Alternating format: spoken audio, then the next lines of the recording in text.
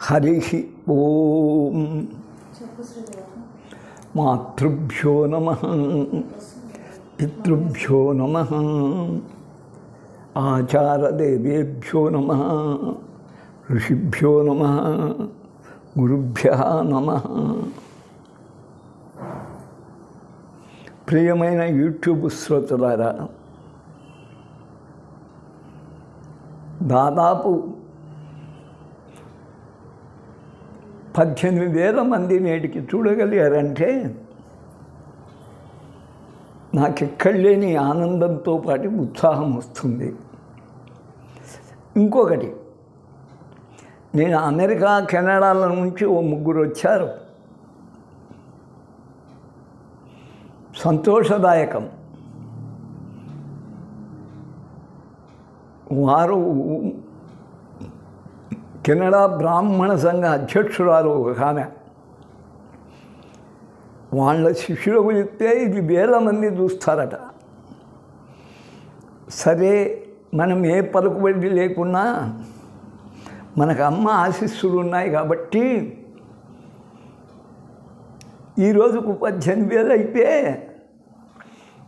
ఇది 20 దాటుతుంది అనుకుంటున్నా. ఏది ఎట్లయినా మంత్రతంత్ర యంత్రముల మీద స్పందించుతున్నందుకు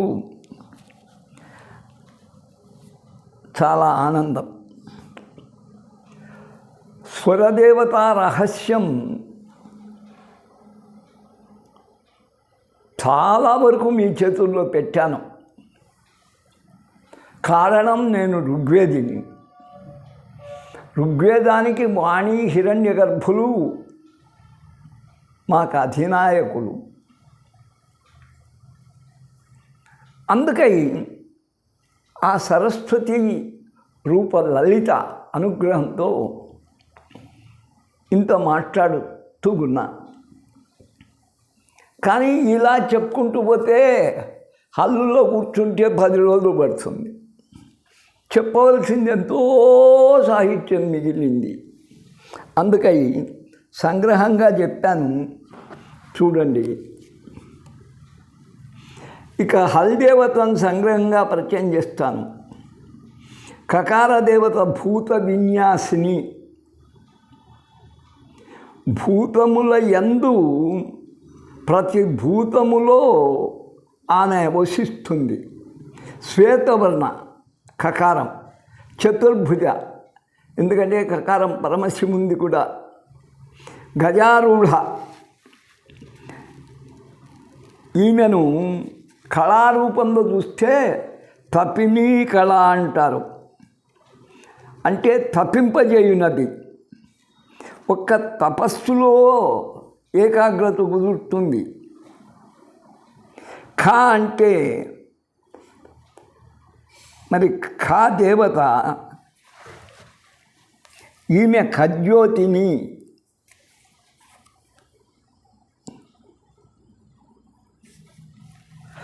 వాహనము కాటుక పిట్ట, పచ్చగా ఉంటుంది.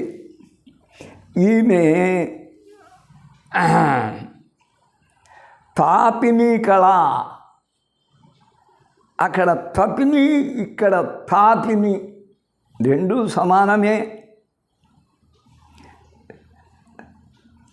తపింప చేయునది ఇది కూడా. తపస్సులో నిమగ్నమయ్యేట్టుగా చేసేది. ఇక గకార దేవత, ఈమె ధూమ్ర. ధూమం అంటే ధూళి, ధూమ్రం అంటే పొగ. 4 ముఖములు 8 చేతులు కలిగి సింహవాహిని దర్శనమిస్తుంది. ఈమె కళకు పేరు ధూమ్ర కళ. అంటే పొగలు అలా ప్రసరిస్తూ ఉండగా దర్శనమిస్తుంది. ఇక ఘకార దేవత, ఈమె శత్రుభంజిమి. ఆ ఘాలోనే ఉంది. ఘాతము వేస్తుంది, శత్రువులను దుర్మాడుతుంది. అఘోర రూపిణి. వరాహము ఈమె వాహనం. ఈమెకు ఇంకో పేరు మరీచి అని కళ. మరీచి అంటే సూర్యకాంతులుని ఒక అర్థం ఉన్నా ఎండమాములుని కూడా అర్థం ఉంది. నీళ్లు లేని చోట్ల నీళ్లను భ్రమింపజేస్తుంది. అలాగనే ఇంకా ఈమె అనంత శక్తివంతురాలు. ఈమె వాహనం మయూరం. షణ్ముఖునకు మయూరమే కదా వాహనం. కుమారస్వామికి రక్తవర్ణ. జ్వాలిని అని పేరు. జ్వలత్ అంటే జ్వాలలు కలది. ఈమెను ఉపాసిస్తే తేజం వస్తుంది. ఇక చకార దేవత. ఈమెకు సుషుమ్న అని పేరు. చాలా ప్రాముఖ్యమైనది. ఏకముఖి ఆమె. క్రింది నుంచి ఆధారపీఠం నుంచి సహస్రారం వరకు ఎగబాకేది. అశ్వవాహన. గుర్రము యొక్క వేగం ఆ కాలం త్వరగా పోవున్నది, దేనికి ఉండేది కాదు. చతుర్భుజి. ఈమెకు రుచి కళ అని పేరు. రుచి అంటే కాంతి, రుచి అంటే నాలుక గుర్తించున్నది. మరి రసనతో ఏర్పడేటువంటి ఆ రుచి, ఈ రెండిటిని ఈమె పెంచుతుంది, కాంతిని. ఇంకా చకార దేవత. ఈమె నిర్ఝర అరుంధతి, ప్రవహించే అరుంధతి. నిర్ఝరం ఉంటే సెలయేరు. కపివాహనం ఎక్కి, ఎక్కడా లేదు ఇది. మరి కోతివై ఎక్కి సున్నకాంతితో ఒప్పుతుందట. ఈమె సుషుమ్న నాడికి దృఢత్వం ఇస్తుంది. సుషుమ్న చకారం అన్నాను, దానికి బలం ఇచ్చేది ఈమె. ఇక జకార దేవత. ఈమెకు భోగద, భోగములను ఇచ్చున్నది. ఆమె త్రినేత్ర, చతుర్భుజి, రక్తవర్ణ, సింహవాహిని. ఈమె సుఖ భోగ వైభోగములన్నీ ఇస్తుంది. ఇంకా ఝకార దేవత. ఈమె నిర్ఝర. నిర్ఝర అంటే ప్రవాహమే, సెలయేరు. శారద చంద్రిక. చతుర్భుజ, ముసలిని ఎక్కి ఉంటుంది. ఈమె విశ్వకళ. ప్రపంచమునికే వెలుగునిస్తుందట ఝకారం. ఝషమని పేరు. ఆ చేప యొక్క కన్ను ఎలా కాంతివంతమో ఈమె అంత కాంతివంతం. ఈమె వాహనము, ఝషము అవెల్ల కూడా విశ్వకళ కాబట్టి ముసలిని ఎక్కి తిరిగేది ఈమె ఒక్కదే. ఇంకా ఇంకా దేవత. ఈమెను ప్రబోధిని అంటారు. ఆమె జ్ఞానరూపిణి కాబట్టే మరి జ్ఞానులు ఉండలేరు, ఏదోటి చెప్పవాలే వారి వాగుడు వాళ్ళ స్వాతంత్రం. తెల్లని శరీరంతో సింహవాహిని ఉంటుంది. ఈమెకు బోధిని, బోధించడంలో గొప్ప కళాచాతుర్యం ఉంది. ఈమెను బోధిని కళ అంటారు. హల్దేవతలను పూజించవలసి వచ్చినప్పుడు ఖం నమః, ఖం నమః, గం నమః అని ఉపాసించాలి. అలా చెప్పవచ్చు. లేక తపినీ దేవ్యై నమః, తాపినీ దేవ్యై నమః, తపిన్యై నమః, తాపిన్యై నమః అని చెప్పవచ్చు. ఖజ్యోతిన్యై నమః అని పూజించవచ్చు. వారి వారి స్వభావములను బట్టి పేర్లు నిర్ణయించారు. వారి జపములన వారి కళలు మనకు వస్తాయి, మహిమలు మనకు వస్తాయి. ఇక ఠకార దేవత. ఈమెకు ధారిణి అని పేరు. ధరించున్నది. ధరుణి, ధారిణి, ధరణి భూమికి పేరు. గజమెక్కి శ్వేతవాహనయ్యి అరుణారుణ కాంతితో తెల్లని వస్త్రాలు ధరించి ఎర్రగా ఉంటుంది, ఏనుగపై ఎక్కి వస్తుంది. ఈమె భూదేవి అని చెప్పవచ్చు. ఈమెను జపించిన భూదేవి వల్ల సహనం అనబడుతుంది. ఎంత బాధను భారాన్ని కూడా మోయగలుగుతుంది. ఇక ఠకార దేవత, ఈమె క్రియా సరస్వతి. ఈమె కూడా సింహవాహిని, ఏకముఖి, అరుణవర్ణ, క్షమ, భూమి వలనే ఈమెను జపించిన శత్రువులు ఠారెత్తి పరిగెత్తిపోవలసిందే. ఇంకా డకార దేవత, ఈమె పంచముఖి, శ్వేతవర్ణ, కోడిపుంజు వాహనం. ఇది కుమారస్వామి కూడా. ఈమె కూడా క్షమాకళ. ఈ డకారం, ఈమె కూడా క్షమాకళ. ఇక ఢకార దేవత, ఈమెను పంచముఖి, ఈమె మయూరవాహిని, మెరుపుతీగ వంటి శరీరం, ధారిణీ కళ, ధారిణి, సర్వము ధరించున్నది. ఈమెకు శ్రీధన అనే నామం కూడా ఉంది. ఏది ఎట్లయినా ఈమె ధారుణి కళ.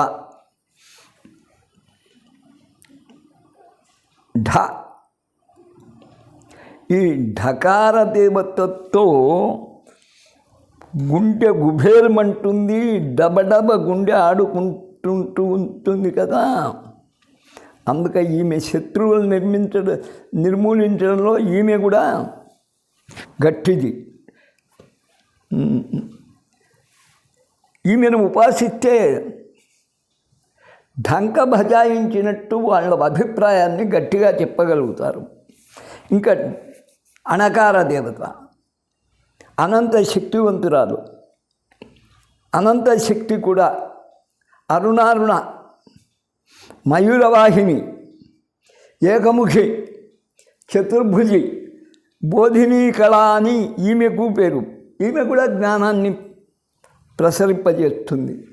ఇక తకార దేవత, ఈమెకు సరస్వతి అని నామం. తకారం, శ్వేత పద్మాసనస్థ, తెల్లని పద్మంలో ఉంటుంది సరస్వతి. శ్వేతాంబరాధారణి, తెల్లని వస్త్రాలు ధరించుతుంది.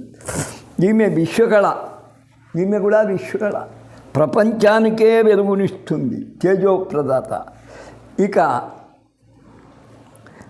ఠకారం, ఈమె నీలకంఠ సరస్వతి అంటారు, కొంచెం తేడా. శ్వేతవర్ణ, ఈమె కూడా వృషభవాహన, పంచముఖి, శివునితో సమానం, చతుర్భుజి. ఈమెకు భోగదాని కళ. మరి శివరూపం ఇది.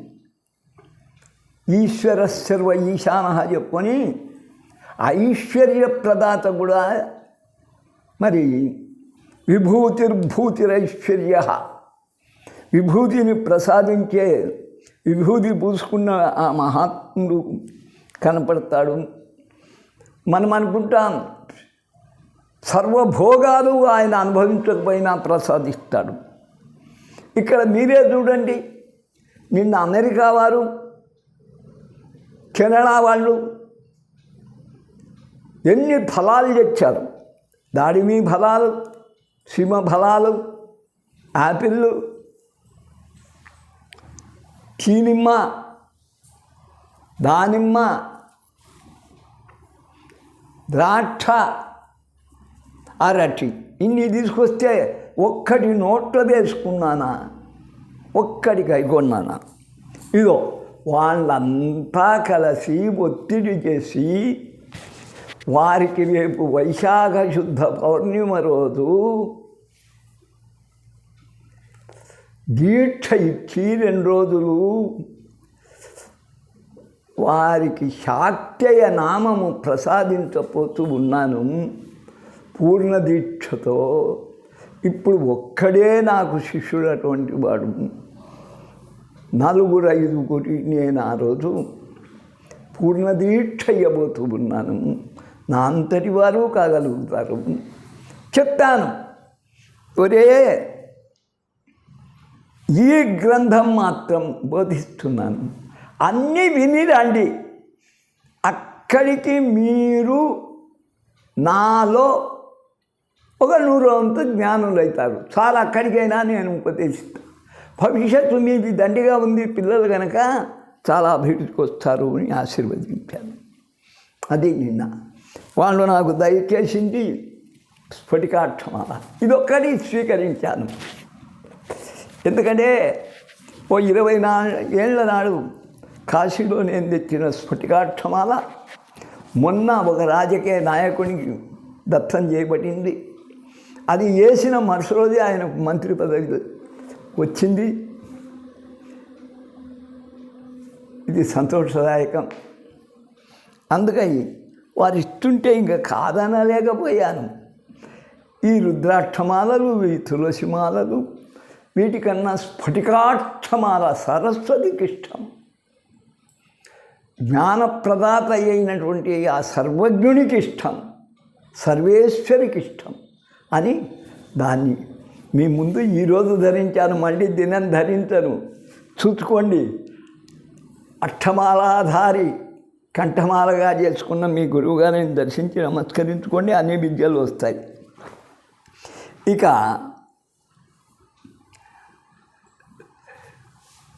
దకార దేవత, ఈమె కూడా భోగదాయిని, భోగాలు ఇస్తుంది. అరుణారుణ వర్ణ, అష్టభుజి, ఏకముఖి, సుషుమ్నా నాడికి ఎలా ప్రాధాన్యత ఉందో ఈమె కూడా అంత ప్రాధాన్యత కలది. ఈమె కూడా సుషుమ్నా కళ. ఇక ధకార దేవత, ఈమెకు శ్యామల అని పేరు. ఏకముఖి, అమల, మాలిన్యము లేనిది. చతుర్భుజి, వృషభవాహన, ఈమెకు రుచి కళ. అంటే రుచి అంటే కాంతిని పెంచేటువంటి సుఖభోజనం అందించే కళ. రుచికి 2 అర్థాలు ఉన్నాయి. ఈమెను ఉపాసిస్తే తేజోవంతుడైతాడు, సుఖభోజనుడు అవుతాడు. ఇక నకార దేవత, ఈమె అనంత శక్తి. తఠిత్ గౌరీ, మెరిసే గౌరీదేవి. మాతంగ వాహన, ఏనుగపై ఉంటుంది. ఏకవక్త్ర, చతుర్భుజి, ఈమెకు జ్వాలిని కళ అని మళ్ళీ ఆ కళలు అట్లా రిపీట్ అవుతాయి. తేజస్సును సుగుణం. ఇక పకార దేవత, ఈమె ఇచ్ఛాశక్తి. అరుణారుణ, పంచముఖి, పద్మాసనస్థ, చతుర్భుజి, మరీచి కళ, కాంతినిస్తుంది. ఇక భకార దేవత, ఈమె పంచముఖి, సింహాసనస్థ, పాటల వర్ణ. అట్లా తెరుపు కాదు, అటు ఎరుపు కాని వర్ణం, కలిపు యొక్క వర్ణం. ధూమ్రకళ, తెల్లని ధూళిలా ఉంటుంది, ఐశ్వర్యప్రదాయిని.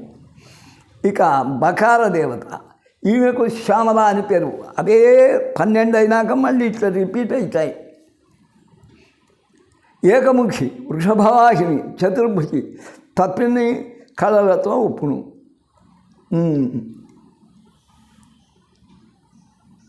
ఇం తట్టిత్, సూర్యుని 12 కళలు ముగిసినవి. ఇంతటితో సూర్యుని 12 కళలు ముగిసినవి. ఇదే పునరావృతమై 24 అక్షరంలో నిలిచింది. వీరికి లక్ష్మీ కళలు, మన్మథ కళలు, సూర్య కళలు అని పేర్లున్నాయి. ఇక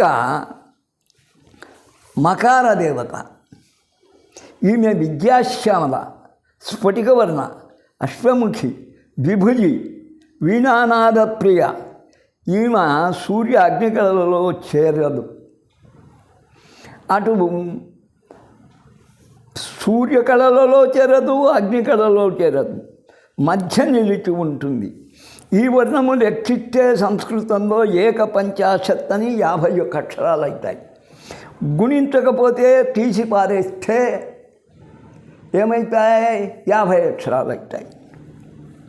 దీనిని కళలలో గ్రహించాల కొందరు. ఈమెను మాయాదేవి అంటారు.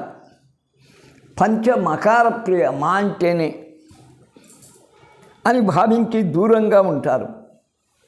మాంతాచార్యులుని సర్కారు ఏరియాలో ఆయన గొప్ప పేరు.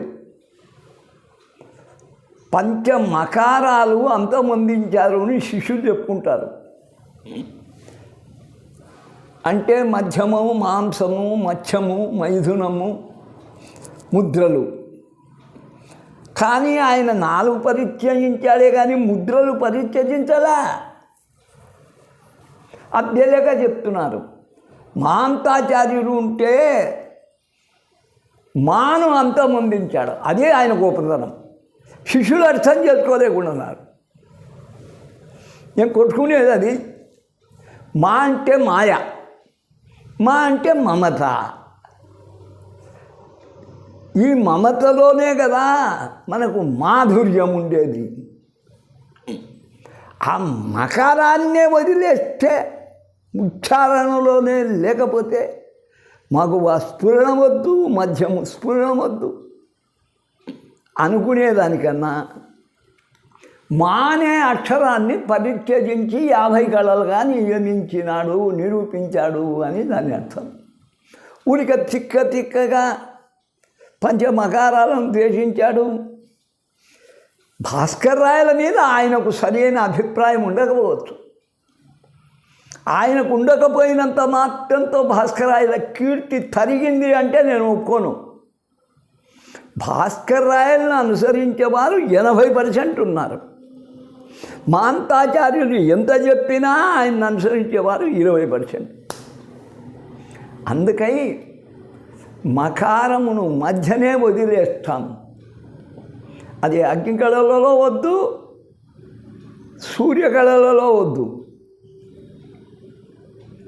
ఆ మాధుర్యము ఈ రెండిట్లో ఎందుకు గలబడి ఉంటుంది? చంద్రకళలలో ఉంటుంది ఆ మాధుర్యం. అంటే చంద్రకళలైన ఆ నుంచి ఆహా వరకు గల దాంట్లో పూర్ణానుస్వారానికి ఎంత విలువ చూడండి. పూర్ణకళ, పరిపూర్ణ కళ ఇస్తుంది. అం నమః అన్నప్పుడు, ఆం నమః అన్నప్పుడు. అందుకని విద్యదాయిని అమ్మ అలా చెప్పుకోండి, సరిపోతుంది. భక్తులకు కొంత కోపం వచ్చినా నేను చెప్పవలసింది ఘంటాపదంగా భజాయించి చెప్తా. మీరు కూడా పునరాలోచన చేయండి. ఇకపోతే అగ్నికళలు 10. అమ్మ ఏరా లావా శేషాసహ లాఠ యకార కళ, యకార దేవత. ఈమె సింహవాహన,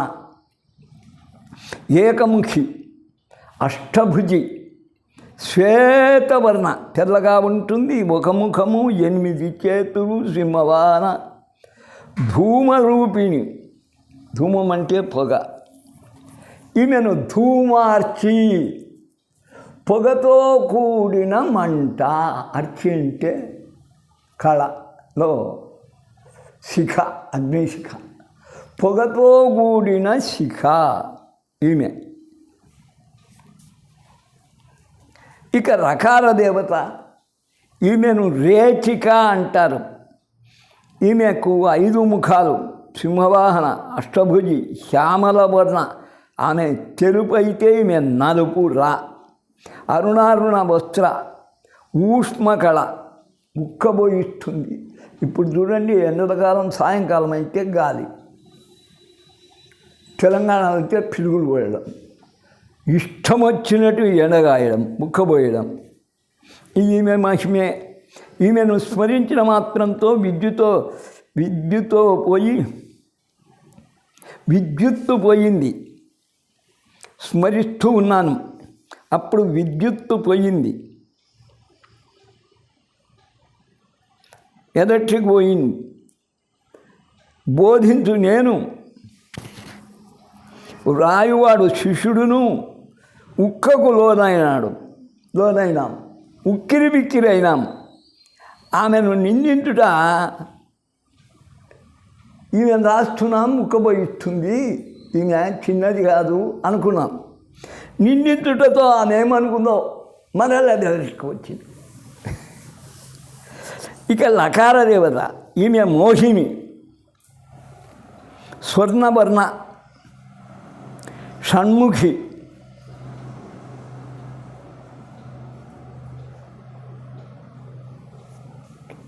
గజవాహన, జలింపజేయున్నది.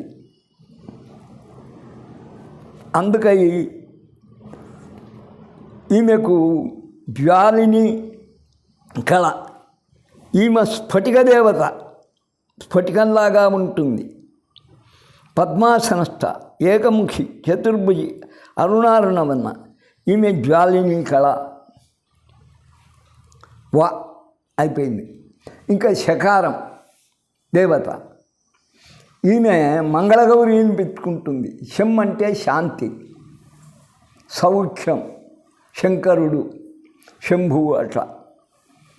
మంగళగౌరి, పద్మాసంస్థ, స్వర్ణవర్ణ, చతుర్భుజ, ఏకముఖి. ఈమెకు విస్ఫులింగిని కళ అంటారు. విస్ఫులింగములు అంటే అగ్ని మండుతుంటే కణికలు పడతాయి, అదే నిప్పు కణికలు. ఒక కాగరబత్తి మంటిస్తే ఎలా కణికలు పడతాయో అలా కళ అనే. శత్రువులపై నిప్పు కణికలు కురిపిస్తుంది, భక్తులకు శాంతిని ప్రసాదిస్తుంది. ఇక షకార దేవత, ఈమెకు ప్రియ అని పేరు. ఈమె సృష్టి కళ. ఈమె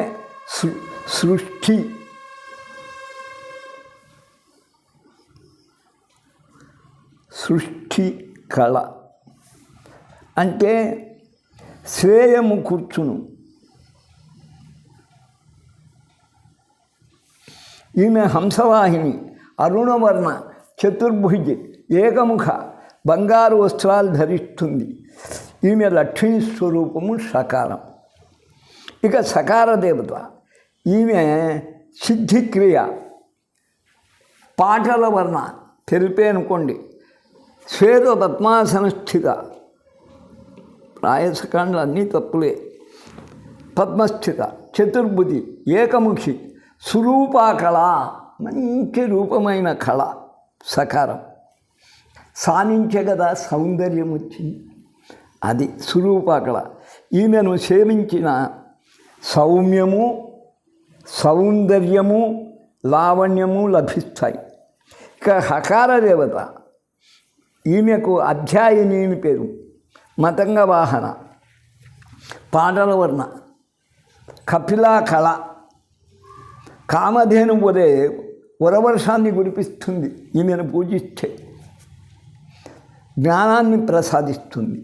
ఇక లకార దేవత, ఈమె బంధమోచని, గజవాహని, ఏకముఖి, షడ్భుజి, స్వర్ణవర్ణ, హవ్యవాహ కళ.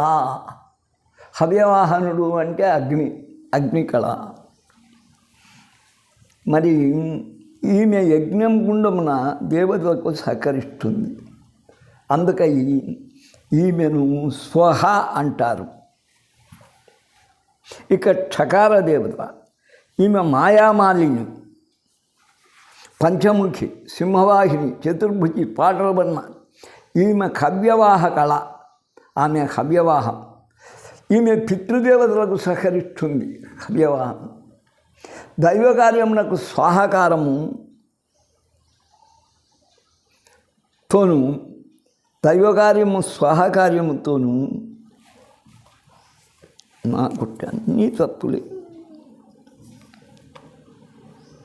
పితృకార్యమున స్వధాకార్యముతోనూ సమర్పించవలసినది. అర్చనా విషయమున ఆయా దేవతలు ఉపదేశించినప్పుడు వారి వారి అనుగుణముగా పూలు, తెల్లవారైతే తెల్లని పూలు, ఎర్రటి వారైతే ఎర్రని పూలు, పచ్చని పూలు, వస్త్రాలు ధరింపజేయాలి, వాళ్ళు ధరించాలి. స్త్రీలైతే అలాంటి పూలు పెట్టుకోవాలా, అలాంటి వస్త్రాలు పెట్టుకోవాలి. తాము అదే వస్త్రం ధరించి ఉపాసించిన వీరు సులభంగా ప్రసన్నమగుదురు. ఇది అక్షరాలలోని మరి దేవతలు ఉపాసించవలసిన విధానం, వారి వర్ణము, వారి ఆయుధాలు, వారి వాహనాలు సంపూర్ణంగా తెలుపబడాయి. ఏ దేవత ఏ వాహనం అధిరోహించిందో ఆ వాహనం నీకు కూడా లభిస్తుంది. వాహన యోగం. పోతే ఏ పూలు వారు ధరించారో ఆ పూలు ధరించి, ఏ వస్త్రం వారు ధరించారో ఆ వస్త్రం ధరించి ఉపాసించినట్టయితే వారి కళలు మీకు లభిస్తాయి. చతుషష్ఠి కళలతో మీరు విరాజిల్లుతారు. స్వరదేవతలతో షోడశ కళా వైభవమే. హల్దేవతలను కూడా కలిపి పూజిస్తే ఆ షోడశం దాటి 64 కళల వైభవం మీకు చేపడుతుంది. మరి 64 ఉపచారాలతో అమ్మను మనం పూజించినట్టయితే, ఆరాధించినట్టయితే వారికి సంపూర్ణ లలిత కళలు లభిస్తాయని చెప్పుతూ ఇక్కడికి అక్షర రహస్యాన్ని గురించి నాకు తెలిసినంత వరకు మీకు వివరించాను. తెలిసింది అంతా చెప్పాలి అంటే టైము చాలదు, గ్రంథ విస్తరణ భీతి, ముద్రించేవాడే ఉండడు. ఓం తత్సత్. సర్వే సుజనా సుఖినో భవంతు. ప్రియమైన శ్రోతలారా, అకారాదిక్షకారాంత బీజాక్షర మహేశ్వరి అక్షరాల దొరికి ముందు వెళ్తున్నాం. అక్షరం అంటే నశించనిది, శాశ్వతంగా లిపి రూపంలో ఉండిపోయేది. అలాగనే మనకు కూడా అక్షరం అనేది దూరం చేస్తూ దాదాపు శాశ్వతమైన జీవితం. శాశ్వతమైన జీవితం అంటే 82 ఏళ్ళు 83 ఏళ్ళు బతికినాను కాదు.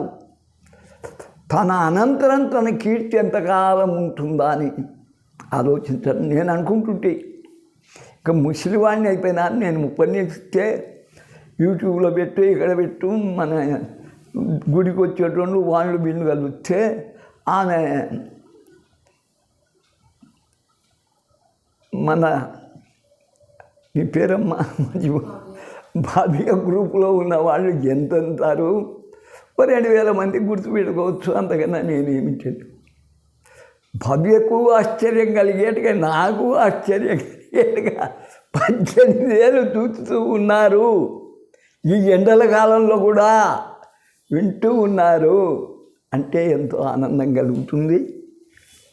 మీకందరికీ చిరాయువు కలగాలి అని, చిరకీర్తి నిలవాలి అని, వంశాభివృద్ధి కలగాలి అని, అమ్మతో సమానమైన వైభవము మీకు చేకూరాలని,